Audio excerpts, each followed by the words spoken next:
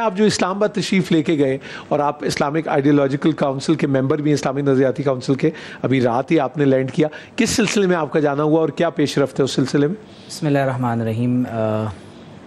دراصل میں کاؤنسل کی طرف سے نمائندگی کے لیے گیا تھا۔ سپریم کورٹ میں قرآن مجید میں تحریف کے حوالے سے ایک عقیدہ ختم نبوت کے تناظر میں ایک کیس ہے جو زیر سماعت ہے۔ اچھا جی۔ اور آج چیف جسٹس آف پاکستان کی سربراہی میں اس کی باقاعدہ سماعت ہوئی، اور میں نے خود بھی براہ راست چیف جسٹس کے ساتھ جو ہے وہ، تو آپ بھی کورٹ کو وہ کی معاونت کر رہے ہیں؟ میں کورٹ کی معاونت ایز اے اسکالر میں موجود تھا، اور بہت سی چیزیں ہم نے وہاں پر پیش کیں۔ تو اب انہوں نے مزید 2 ہفتوں کا ٹائم دیا ہے کہ جن حضرات نے اپنی مزید تحریریں معاونت کے لیے جمع کروائیں، یعنی 2 ہفتے کے لیے سماعت ملتوی ہوگی، اور اس کے بعد پھر مزید اس میں تفصیلات ظاہر ہے کہ جب سامنے آ جائیں گی تو پھر انشاءاللہ تقریباً کوئی 3 سے 4 ہفتوں کے بعد جو ہے وہ دوبارہ اس کی سماعت آپ کو پھر جانا ہوگا انشاءاللہ۔ جی انشاءاللہ تعالیٰ۔ تو بہت اہم عنوان ہے عقیدہ ختم نبوت کے تناظر میں، کیونکہ نبی کریم صلی اللہ علیہ وسلم کا آخری نبی ہونا یہ ضروریات دین میں سے ہے، اور ایک ایسا عقیدہ ہے کہ جب تک ہم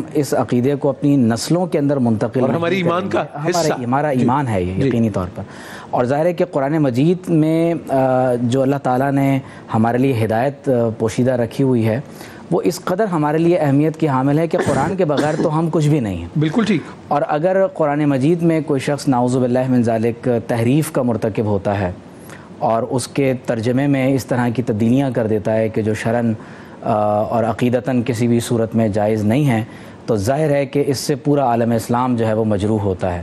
اور جس طرح سے یہ تحریف اور قرآن کی بے ادبی اللہ نہ کرے کہ کوئی اس کا مرتکب ہو، تو جس طرح یہ ان پبلک جو ہے وہ منع ہے، اسی طرح یہ ان پرائیویٹ بھی منع ہے۔ اور تحریف سے مراد آپ خدا نخواستہ آلٹریشن ہی کی جی میں آلٹریشن، ٹیمپر جسے ہم کہیں گے، ٹیمپرنگ ہے، آلٹریشن ہے۔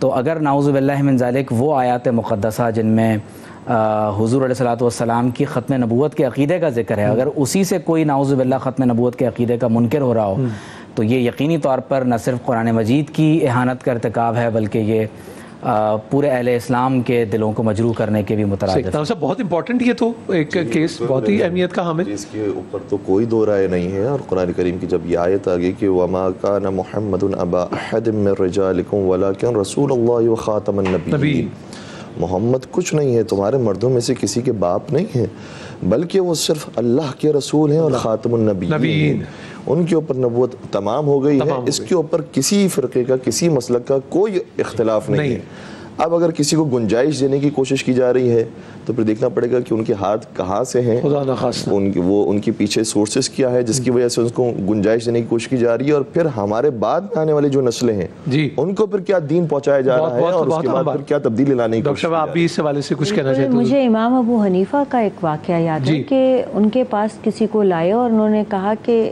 فلاں شخص جو ہے وہ نبوت کا دعوے دار ہے، تو کیوں نہ اس کے بارے میں تحقیق کر لی جائے۔ انہوں نے کہا کہ جب اللہ تعالیٰ نے کہہ دیا کہ آپ صلی اللہ علیہ وآلہ وسلم خاتم النبیین ہے تو اس کی تحقیق بھی حرام ہے۔ اللہ اکبر۔ میں اس کی تحقیق بھی کیوں کروں، میں اس کو بلاؤں کیوں، میں اس سے بات کیوں کروں؟ یعنی ان کو مل کر آئے کہ ذرا آپ اس سے سن تو لیں۔ انہوں نے کہا سوال ہی پیدا نہیں ہوتا، اس سے جس نے بات کی اس نے بھی گناہ کیا اور وہ بھی کفر کا مرتکب ہوا۔ تو بات یہ ہے کہ آپ کافر ہیں ٹھیک ہے، آپ مومن ہیں ٹھیک ہے، لیکن یہ تو خیانت ہے، چیٹنگ ہے، یہ کیا ہے؟ مطلب اس کی تو سمجھ ہی نہیں آ رہی نا، یہ آپ اس کو کسی طور بھی ناقابل برداشت۔ بالکل ٹھیک، بالکل ٹھیک۔